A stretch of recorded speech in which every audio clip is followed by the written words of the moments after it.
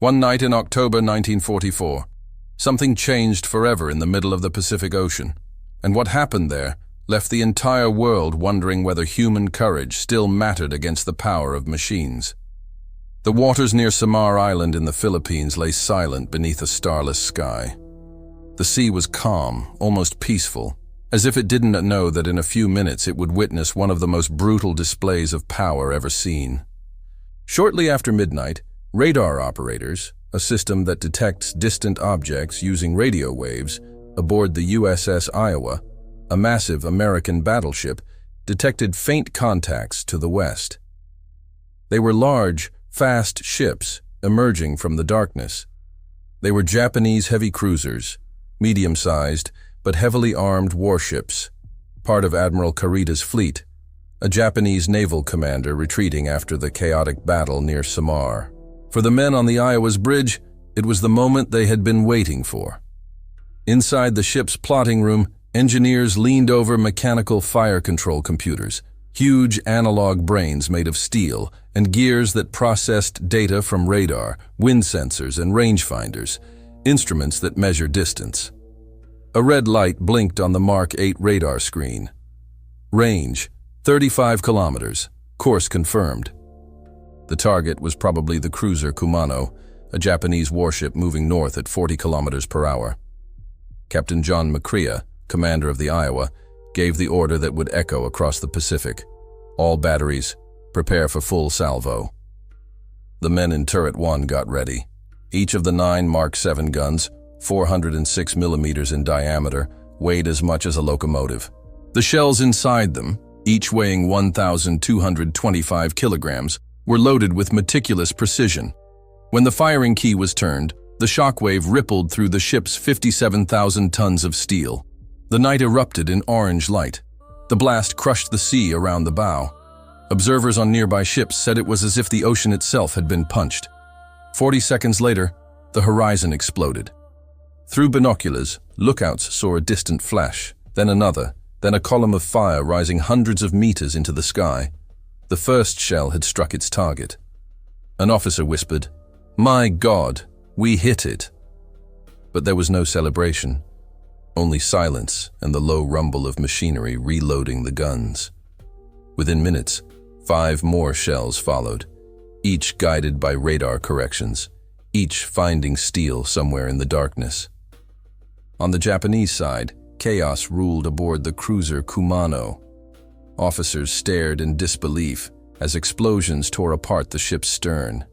They had heard no planes, seen no incoming torpedoes. The sky was empty. Then came the thunder, delayed by the immense distance, rolling across the sea like the drum of a god. The gunnery officer shouted, "Impossible! No ship can fire from that far." Yet 6 American shells had crossed 34 kilometers of open sea and struck with mechanical precision.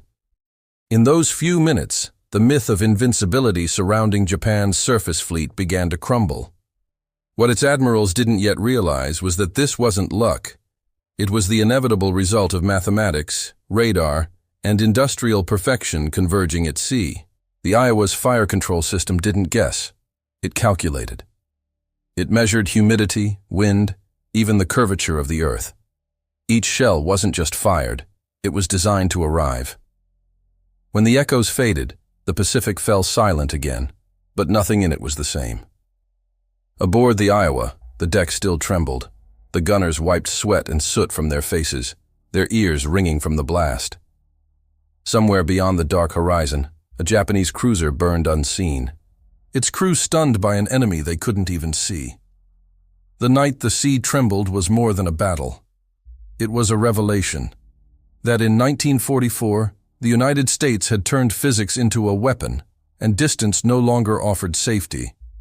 The story of the Iowa-class battleship began long before that night near Samar in 1938. As the clouds of war thickened over the Pacific, American engineers were already designing something radical, a battleship that could keep pace with aircraft carriers, those enormous ships that carried fighter planes, and strike farther, faster, and harder than anything afloat. The result wasn't just another warship. It was a machine built to turn physics into strategy. Each Iowa was a city of steel and electricity. At 270 meters long and displacing nearly 58,000 tons at full load, the ship was both elegant and terrifying. Its 9 Mark 7 guns, 406 mm caliber 50, meaning the barrel was 50 times as long as its diameter, were the most advanced naval artillery ever built. Each could hurl a shell weighing as much as a small car over 37 kilometers with pinpoint accuracy, guided by a computerized fire control system that turned raw data into destruction. At its core were the Mark 8 and Mark 13 radar rangefinders, rotating eyes that pierced rain, darkness, and smoke. Unlike earlier ships that relied on human sight, the Iowa could see through night and chaos alike. The concept was simple: let machines think faster than men. The analog computers inside the plotting room continuously calculated range, course, wind drift, projectile flight time, even Earth's curvature. By the time Japanese gunners raised their binoculars, the Iowa already knew where they would be 30 seconds later. While Japanese naval architects worshipped armor and tradition, American engineers chased something else: precision. The Yamato, Japan's pride, was larger and heavier, with 460mm guns and thicker armor than any ship ever built. But it lacked something the Iowa had mastered: integration. The Iowa was a symphony of sensors, servo motors, and gyroscopes, all communicating through mathematics. Its guns didn't merely fire, they computed. By 1944, that difference was no longer theoretical.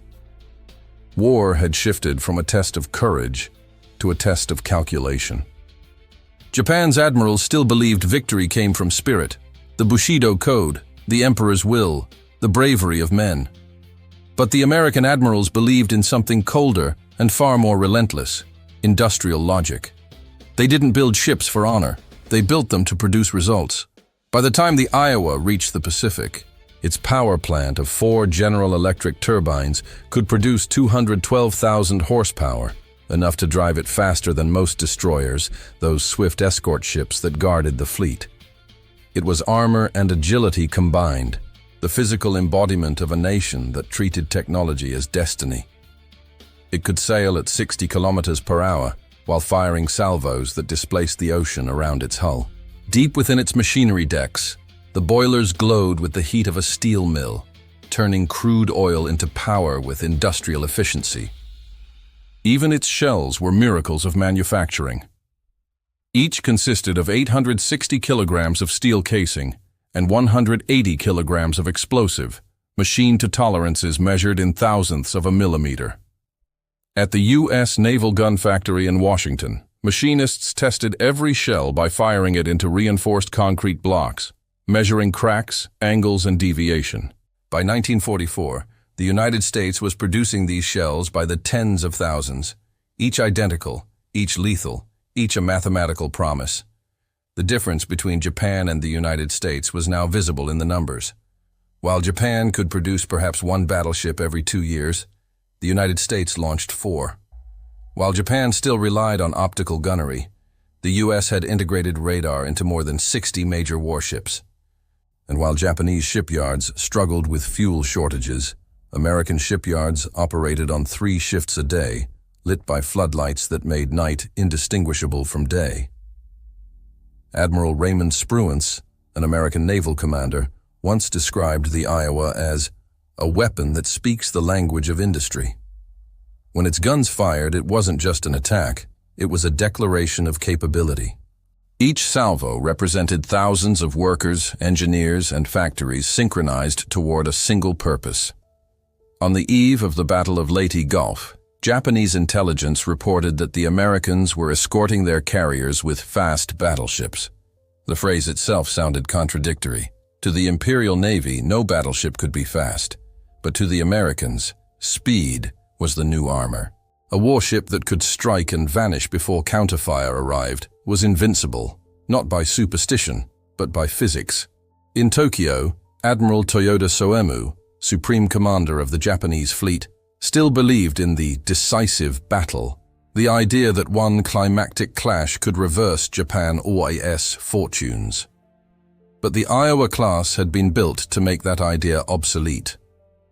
These ships didn't wait for a decisive battle. They created it at will, from any distance, at any hour.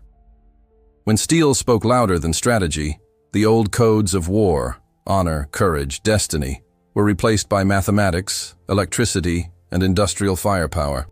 And on that October night, the men of the Iowa were about to prove that no amount of bravery could outrun a 1,225-kilogram shell traveling faster than sound. The order came just before dawn. The Iowa's radar team confirmed 3 large surface contacts heading north-northeast at 40 kilometers per hour, remnants of the Japanese Central Force attempting to escape through the San Bernardino Strait. The sea was calm, the horizon pale with early light, and the range read 35 kilometers. Captain McCrea leaned over the plotting table. "We have the range. Let's finish this." Deep within the armored belly of the Iowa, hundreds of men moved in practiced rhythm. Powder bags, each weighing 40 kilograms, traveled along conveyors toward the gun rooms. Shell elevators clanked through steel decks, lifting projectiles taller than a man. Inside, Turret 2, the gunnery chief shouted, "Load!" and the 406mm Mark 7 gun swallowed the shell with mechanical precision. The air was thick with the smell of cordite, the explosive propellant, and oil. Every man within 15 meters knew to open his mouth slightly to keep his eardrums from bursting when the gun fired. Above them, the Mark 8 radar locked onto the target, its green trace pulsing with the faint outline of a cruiser across the distant waves. The plotting room translated radar data into angles and bearings, feeding the Mark 38 fire control system. The ship's analog brain, gears, gyroscopes, and servo motors calculated flight time, shell dispersion, and target motion. Within seconds, the solution was ready. The gunnery officer pressed his thumb on the firing key and reported, "Solution set. Target, Japanese heavy cruiser, bearing 320 degrees. Range, 35 kilometers." On the open deck, the world held its breath. Then, a flash like lightning. The 9 guns of the Iowa roared as one. The sound was not a simple explosion. It was a physical force that struck the body. Men on nearby ships described it as being inside thunder itself. The entire battleship lurched backward as a cloud of flame and smoke engulfed her bow. The recoil sent shockwaves across the ocean, flattening waves for hundreds of meters.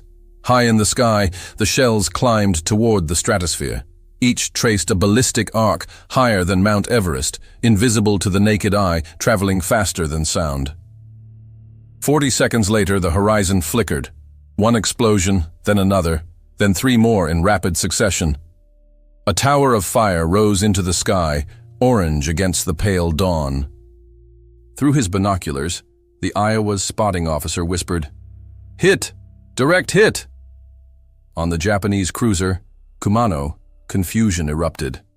At 6:55 in the morning, the lookout shouted warnings of incoming shells, but no planes were visible. Then came the first impact. A shell crashed through the aft deck, piercing 3 layers of armor before detonating near the engine room. The blast ripped open the starboard side, killing dozens instantly. Fire rolled down the corridors, devouring oxygen. The ship heeled sharply to port as secondary explosions shook the hull.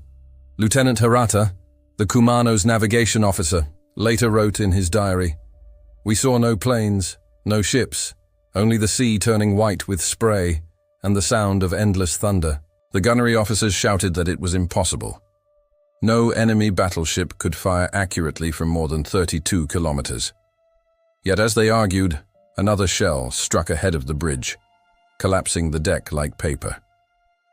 Within minutes, the communication lines failed.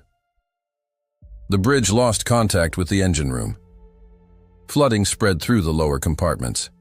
Men tried to seal the bulkheads, but the pressure from each explosion warped the steel doors. The ship's damage control officer ordered counterflooding to balance the list, but the pumps were dead. By 7:10 in the morning, the Kumano was barely moving. Back aboard the Iowa, data flowed into the fire control computer. Observation planes circling overhead relayed corrections. 50 yards short, shift 2 degrees north. The next salvo landed perfectly. Through the haze, the gunners could see the bow of the Japanese cruiser rising out of the water, smoke boiling from the midsection. The Mark 38 director tracked the dying ship with cold precision. Each adjustment meant another burst of flame, another piece of steel twisted beyond recognition. For the Americans, it was execution by geometry. For the Japanese, it was revelation through horror. They had believed armor could save them, that battles were decided by courage and proximity. But now, from 35 kilometers away, a single American ship was rewriting every rule they had ever lived by. The ocean between them offered no safety. It was simply empty space waiting to be measured and filled with fire. When the firing ceased, the Iowa's deck was coated with soot and shell residue. The guns glowed a dull red from heat. The air smelled of ozone and burnt metal. Below, the analog computers hummed softly, their gears still turning, ready for the next target. The crew moved methodically, resetting, cleaning, preparing. No cheers, no celebration, only discipline. They knew mathematics had spoken, and its verdict was absolute. At 7:20, reports arrived via radio intercept. A Japanese cruiser aflame, heavily listing, abandoning ship. Radar operators confirmed the echo fading into scattered debris. 6 shells, that was all it took. 6 shells that had traveled more than 32 kilometers, guided not by sight or luck but by the certainty of a machine. Far to the west, survivors from the Kumano floated among the wreckage, stunned and silent. Some whispered prayers to the emperor. Others simply watched the rising sun reflected on oil-covered waves. They had never even seen their enemy. The attack had come from beyond sight, beyond comprehension. In that moment, for the first time, the Japanese Navy understood what it meant to fight a nation that had turned science itself into a weapon. By mid-morning, the Philippine Sea had become a graveyard of smoke and drifting debris. The Japanese Central Force was in retreat, scattered and broken after the battle near Samar. But its surviving ships were about to face an even more devastating blow, not from planes or torpedoes, but from the simple realization that the ocean no longer protected them. Aboard the Kumano, the deck was slick with burning oil. The ship's forward turret had been torn away, its guns pointing uselessly toward the sky. Survivors clung to twisted railings, coughing through thick smoke like fog. The ship's list had increased to 20 degrees. The engineering officer, Lieutenant Yoshida, tried to restart the pumps manually, his face blackened with soot. But every command line, every cable, every pump shaft had been bent or severed by the concussive force of the Iowa's shells. He would later recall, "It was as if the sea itself had turned against us. There was nowhere to run." Across the radio network, confusion reigned. The cruiser Suzuya, which had been nearby, reported multiple heavy-caliber hits of unknown origin. The destroyers Nowaki and Shimakaze transmitted fragmented coordinates before losing contact entirely. Japanese signal operators believed they were being jammed by American aircraft. They could not imagine that the noise flooding their receivers was shock interference from radar-guided naval gunfire. At fleet headquarters in Tokyo, the first confused reports arrived around noon. The messages contradicted one another. Some claimed an air attack. Others insisted it was submarine torpedoes. No one believed a single battleship could deliver that kind of destruction from more than 32 kilometers away. Admiral Toyota demanded confirmation. Vice Admiral Kurida's reply, his voice weary and broken by static, was brief. "Enemy guns. Too far to see, too precise to fight." That line, "too precise to fight," spread through the ranks of Japan's Navy like an infection. For decades, their doctrine had been built on decisive battles, fleets meeting within visible range, gunners guided by optics and instinct, captains maneuvering by intuition. But the Iowa had fired from beyond the horizon, guided not by the eyes of men, but by machines. Every principle the Japanese Navy had trained for was suddenly obsolete. The survivors of the Kumano watched their ship die slowly. At 8:05, a secondary explosion erupted in the aft magazine. The blast sent shards of steel slicing across the deck like shrapnel from a giant grenade. The hull groaned, twisting under its own weight. The captain, realizing the ship could not be saved, gave the order. "Abandon ship." The words came too late for many. As the lifeboats touched the water, another shell struck near the bow, throwing a column of spray and fire into the air. Moments later, the Kumano rolled to starboard and slipped beneath the surface, leaving behind a widening field of oil, burning debris, and men struggling against the waves. Miles away aboard the Iowa, the bridge crew watched through binoculars as the distant smoke faded. The radar screen showed only fragments, echoes dissolving into static. The gunnery officer removed his headset and exhaled. "No return signal," he said quietly. "Target destroyed." Captain McCrea nodded once. "Ceasefire." There were no cheers, no triumph. The men knew what they had done, but they also knew what it meant. For the Japanese, it was more than a defeat. It was a psychological collapse. Officers who had once believed in divine protection now stared at the sea in disbelief. The ocean, their oldest ally, had betrayed them. Their ships were no longer knights in a duel, but targets on a grid. The enemy was not courage or skill, but a cold equation, one that no prayer could change. In the days that followed, rumors swept through the Imperial Navy. Some claimed the Americans had developed magnetic shells that followed ships like guided weapons. Others whispered they had harnessed radio waves to bend trajectories. None could accept that what had happened was the result of pure engineering, radar precision, industrial consistency, and relentless testing. U.S. intelligence later intercepted Japanese communications describing the incident as an invisible bombardment. The phrase was telling. It wasn't the destruction that terrified them, it was the invisibility. To be struck without ever seeing the attacker was an insult to everything they understood about war. At Pearl Harbor 3 years earlier, Japan had proven that surprise could humble a giant.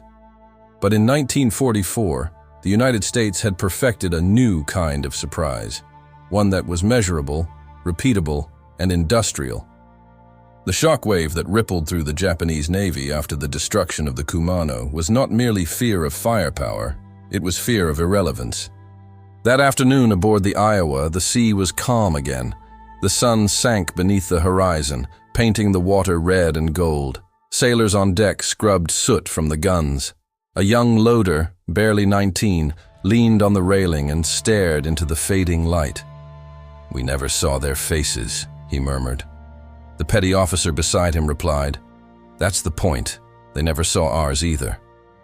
In Tokyo, Admiral Toyota wrote in his diary that night, "If a shell can reach farther than our eyes, then the age of warriors is over."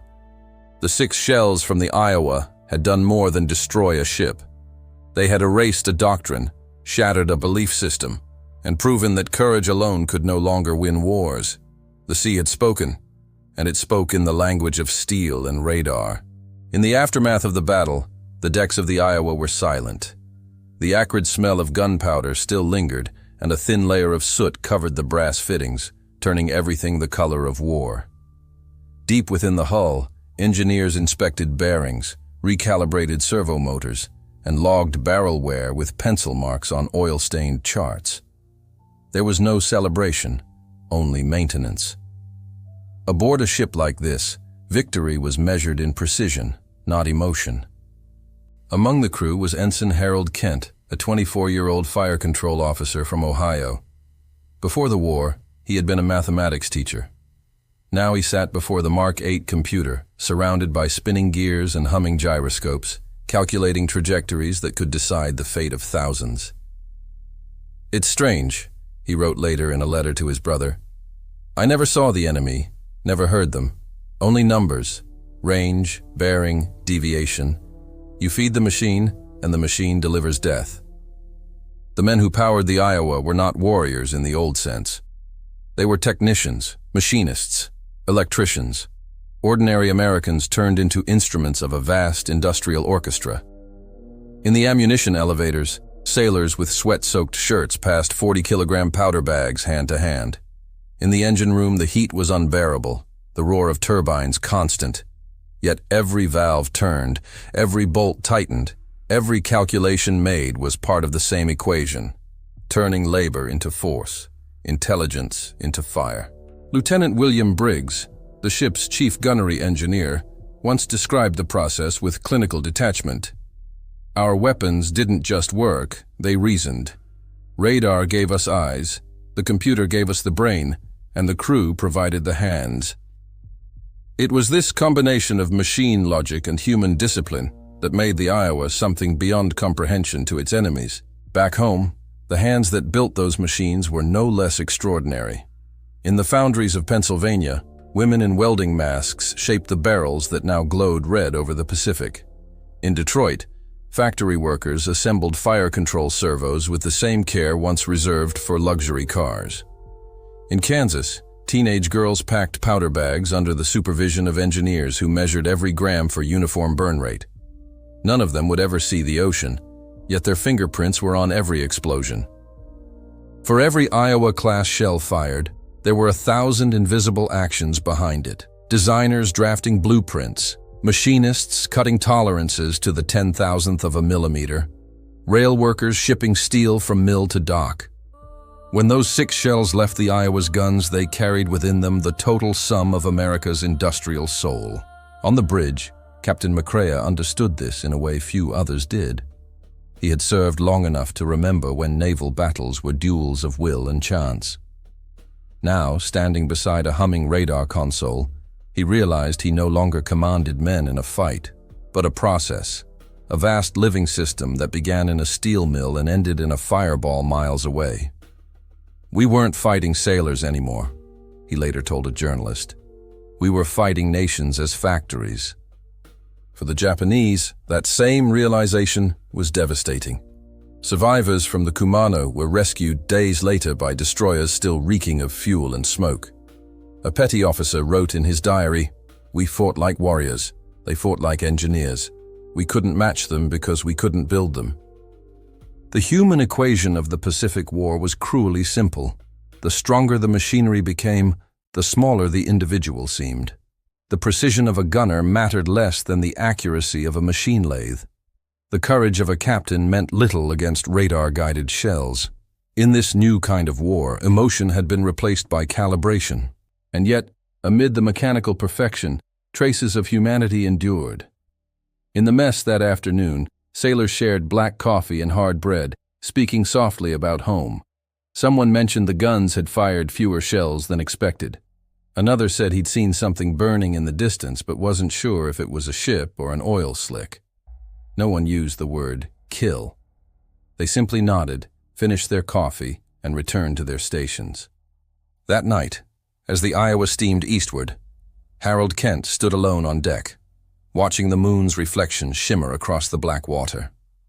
He thought of the men on the other side, those who had never seen the shells coming.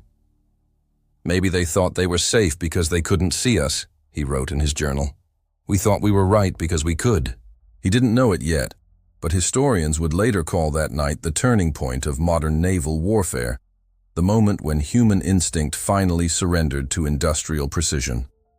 From that point on, victory no longer belonged to the bravest, but to the most efficient. In the weeks that followed, silence shrouded the Imperial Navy like a burial cloth. Official communiques described the loss of the Kumano as damage from an air attack, avoiding any mention of radar-guided naval fire. Inside the Naval Ministry in Tokyo, the truth was whispered only behind closed doors. The reports that reached Admiral Toyota were clinical and devastating. 6 shells, all hits, all fired from beyond visual range. The Admiral read the words twice, then set the page down. "We were not defeated by courage," he said quietly. "We were defeated by calculation." For decades, Japan's military doctrine had revolved around the concept of Kantai Kessen, the decisive battle. Its admirals believed that through discipline, willpower, and tactical brilliance, a smaller fleet could destroy a larger one. That faith had guided every ship built, every sailor trained. But the Iowa's salvo proved that decisive battles no longer required proximity or bravery. They required production lines, factories, and algorithms. The age of the warrior had been replaced by the age of the machine. The intelligence division compiled what little data they had. Survivor reports described explosions arriving without warning, impacts that ignored armor angles, shockwaves so intense they warped bulkheads before detonation. Analysts compared shell fragments recovered from the wreckage. Each piece bore identical machining marks, proof that the Americans were producing weapons with industrial precision, not artisanal variation. Each shell, one report noted bitterly, is perfect. That word, perfect, haunted Japanese engineers. Perfection required repetition, and repetition required power, fuel, steel, and labor, things Japan no longer had. Its shipyards operated at a fraction of capacity. Power outages crippled production. Bombings had destroyed aluminum plants. Even if they designed a countermeasure, they could never mass-produce it fast enough. For every Japanese shell cast, America forged 50. The psychological impact ran deeper than any physical loss. Naval officers who once recited poetry about Bushido now spoke of mathematics with fear. Facing the Americans was to face inevitability itself, a process so vast and efficient that individual bravery dissolved into insignificance. One officer reportedly said, "We trained men to fight. They trained machines to think. How do you fight a nation that no longer depends on men?" Across the Pacific, American analysts studying intercepted Japanese traffic recognized the shift in tone. Radio messages became shorter, less confident, more mechanical. The flowery phrasing of imperial pride was gone. In its place came cold coordinates and evacuation orders. Admiral Nimitz, reading these reports, understood what it meant. The enemy had finally grasped that war was no longer a duel of fleets, but a collision of economies.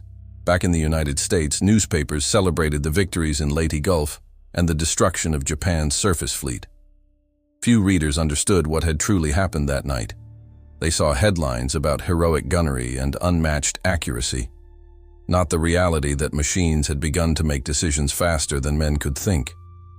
To the American public, it was proof of their nation's power. To Japan's admirals, it was the end of an era. Admiral Toyoda summoned the surviving officers of the Central Force to Tokyo for questioning.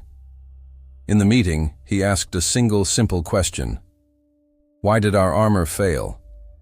The room fell silent until an elderly engineer answered, "It didn't fail, Admiral. It was simply irrelevant." Outside Japan's naval headquarters, winter winds swept the city. The same wind carried the smell of burning fuel from nearby shipyards struck by American bombers. The empire that once dreamed of ruling the Pacific now faced the cold arithmetic of defeat. Courage could not outproduce industry. Faith could not deflect radar. The ocean, once its sanctuary, had become the world's largest firing range. Aboard the Iowa, life went on. The guns were cleaned, the radar recalibrated, the ship refueled and reassigned to bombard coastal targets. For her crew, the 6 shells fired that morning were already history. For Japan, they were prophecy. In that single exchange of fire, the nation had seen its future, a world where technology erased distance and machines decided outcomes long before men could act.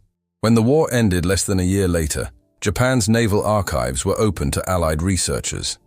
Among the documents was a brief handwritten note believed to be Toyoda's final reflection on the war. It read, "We built ships for heroes. They built systems. The heroes died. The systems endured." In retrospect, historians would mark the Iowa's salvo as the moment when the industrial age reached its ultimate expression. It was not just the destruction of a ship. It was the destruction of an idea, that war could still be won through valor. After that day, steel and circuits replaced myth and glory. The sea no longer favored the brave. It favored the efficient. And as the last echoes of those 6 shells faded into the depths, they carried with them the end of an empire and the birth of a new world. one where machines spoke louder than men. But there was something the numbers could never measure. Years after the war, veterans from both sides met at peace ceremonies. Sailors from the Iowa shook hands with survivors of the Kumano. They spoke not of victory or defeat, but of respect. Respect for the men who defended their homelands with everything they had, and for those who recognized when it was time for peace. Because in the end, neither the most advanced technology nor the fiercest bravery could change one simple truth. They were all sailors beneath the same sky, and the ocean never cared about flags. And with that, the story closes, but leaves one question drifting in the air. How much of what we are today was forged by machines we never knew we were building?